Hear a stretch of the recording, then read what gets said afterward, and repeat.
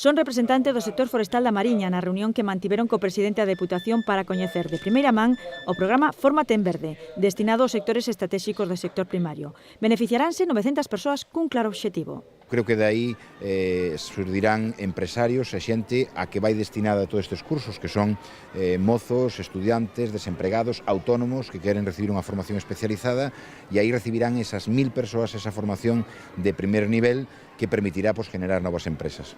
No caso do sector forestal, o lugar non foi elexido ao azar. Na Mariña concéntrase o 30% das empresas lucenses dedicadas ao mundo da madeira.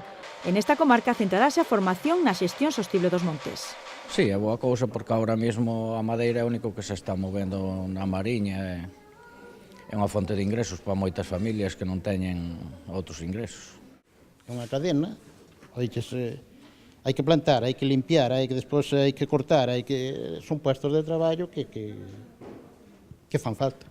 E que potenciar unha xestión forestal sostible, ademais de riqueza, garante o respeto ao medio ambiente. Porque podías aproveitar, por exemplo, a biomasa, podías sacar moito proveito de biomasa. Se no norte se impartirán as accións relacionadas co eido forestal, na zona centro da provincia serán as de gandeiría ecolóxica e no sur as de agricultura.